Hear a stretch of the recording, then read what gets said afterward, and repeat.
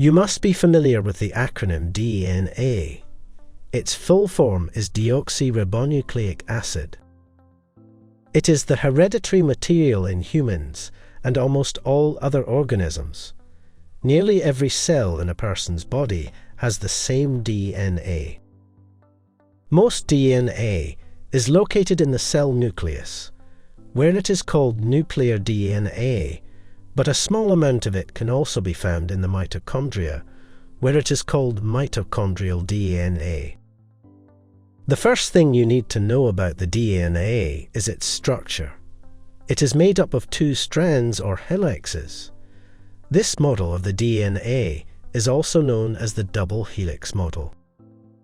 To better understand the rest of the structure of the DNA, let's take just one of these strands and then show it untwisted and laid out flat for our convenience. This way, it is easier to see that the DNA is a polymer, as it is made up of smaller units here, known as monomers. In the structure of DNA, these monomers are known as nucleotides. If we look at the nucleotide a little closer, we can see each one is made up of three different parts. We have one phosphate group bonded with a sugar, and then on the side, we have a nitrogenous base. An important point to keep in mind here is that each nucleotide has the same phosphate group and sugar, but the nitrogen base is different. 4 types of bases are found in the structure of DNA. These are adenine, abbreviated A, thymine, abbreviated T, cytosine, abbreviated C, and guanine, abbreviated G. These 4 types of nucleotides form bonds between each other to make up the polymer. These bonds between the phosphate group and sugar are repeated several times, which makes up the polymer. It can also be called as the backbone of the DNA. As for the nitrogenous base, the bonds between them are weak chemical bonds called hydrogen bonds. There is an order in which these bases bond to one another. Adenine always pairs with thymine, and cytosine always pairs with guanine. So, you can see that DNA, double helix model, consists of 2 backbones whose bases face inward toward each other and interlock like the rungs on a ladder, because the same bases always pair up. One helix of the DNA, the molecule is always a mirror image of the other. Another thing you need to know about the structure of the DNA is that its ends are named 3' and 5'. The 5 and 3' designations refer to the number of carbon atoms in a deoxyribose sugar molecule to which a phosphate group bonds. This gives the structure of DNA directionality and is an important concept to know when it comes to replication.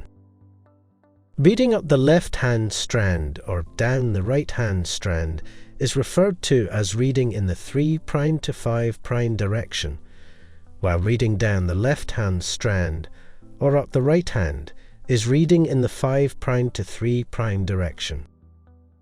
Now that you have an idea about the structure of the DNA, let us look at how it replicates. This complex process of replication requires the action of different enzymes. I will mention each enzyme and its function as I explain the process. We know that DNA exists in the double helix form. The first enzyme that we act on it is called helicase. It opens the double helix, as shown here.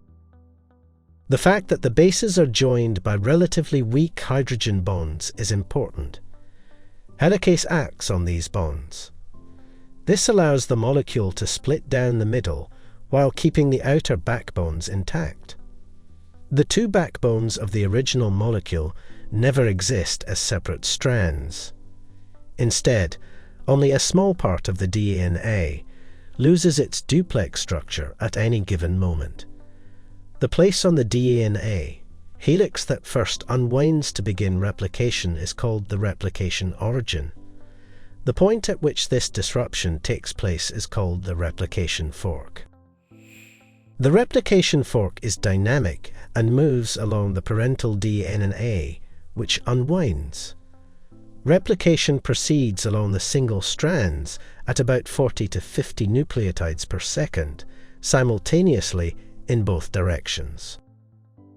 Then an enzyme called primase starts the process. The first step is the formation of a small RNA strand.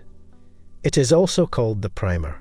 From here, the new strand of DNA is formed.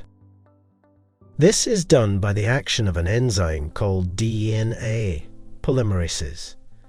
It does the work of building 2 copies of the original DNA molecule by attaching nucleotides to the exposed bases. Polymerases can not only add free nucleotides to existing chains, but they can also remove them. During replication, incorrectly paired bases are very likely to be removed by polymerases and replaced with the proper ones. This helps prevent the introduction of errors or mutations into the daughter DNA strands. Something important to keep in mind here is that all known DNA, polymerase can attach nucleotides only to the 3' ends of the exposed DNA backbones. So only one strand, the one with the free 3' end, can be replicated continuously. This strand is known as the leading strand. The other strand is called the lagging strand. It is replicated in short pieces called Okazaki fragments, each a few hundred nucleotides long, in the opposite direction to the movement of the replication fork. The new strand starts with the formation of primer under the action of the primase enzyme. After that, polymerase starts attaching nucleotides to exposed bases. After multiple Okazaki fragments are made, the primer part of the newly formed DNA strand is removed by an enzyme called exonuclease. The last enzyme at work for the replication of DNA is known as DNA ligase. Following the synthesis of Okazaki fragments, they are linked together by the action of the enzyme DNA ligase. This enzyme is responsible for filling in any gaps created by missing nucleotides and nicks between the fragments. So, to summarize the process of replication that is carried out under the action of different enzymes. First, we see the helicase enzyme that breaks up the hydrogen bonds between the bases and thus separates the 2 helical strands. The newly formed gap between the strand is called the replication fork. Then the primase enzyme gets to work and makes a small strand of primer to start the synthesis of the new daughter strand. After the formation of primer, DNA polymerase starts recruiting nucleotides at the 3' end of the parent strand in the 5' to 3' directions. This strand is known as the leading strand. The other strand, called the lagging strand, starts off the same under the influence of primase and polymerase. But due to the change in directionality, the bases are attached in small intervals. These small fragments of the strand are called the Okazaki fragments.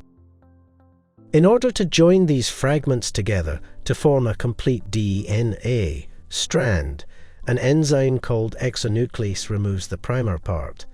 DNA ligase joins the fragments together.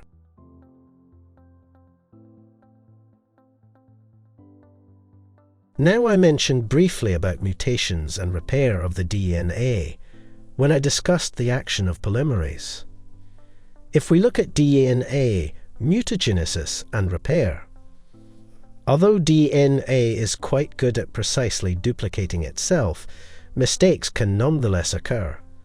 This mistake or error is known as mutation. A mutation is any alteration in the DNA sequence or genetic code from one generation to the next. Mutations can occur anywhere in the genetic sequence, but not all mutations result in physical changes to the organism.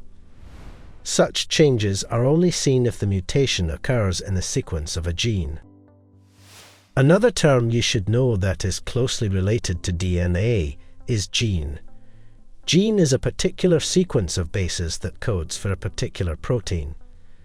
In the group of 3, the gene codes for the synthesis of different amino acid. For example, bases A, G, T code for one amino acid, and bases T, S, C codes for another types of amino acid. So you can understand now that any alteration in the genetic code can alter the synthesis of proteins as well. Damage to DNA is not necessarily permanent. Cells have several DNA repair mechanisms, such as photoreactivation, excision of bases, mismatch repair, and SOS repair. The photoreactivation is a repair process observed in some cells, such as those of the bacterium E. coli. Their cells contain a light-dependent enzyme that can remove or correct damaged DNA. Secondly, there is the excision of bases. When one or more bases need to be removed, this process takes place. This is a 4-step process. One strand is broken by an enzyme called UV endonuclease. DNA polymerase removes nucleotides near the cut, including the damaged area. DNA polymerase replaces the nucleotides with the correct ones, working from the uncut complementary strand. An enzyme called polynucleotide ligase yields the break. As for the mismatch repair, bases that aren't paired with their proper counterparts can also be repaired using excision or by the help of DNA polymerase. Lastly, we have the SOS repair. Breaks in a DNA strand can sometimes simply be sealed without any regard for the original sequence. This is seen in cases of extreme DNA damage. While this may allow the cell containing the damaged DNA to survive, it greatly increases the possibility that the cell will contain one or more mutations. That ends our brief discussion on the structure of DNA, its replication and repairs. Explore our extensive library of over 1,800 video lectures to learn about a wide range of topics. Only on sqadia.com.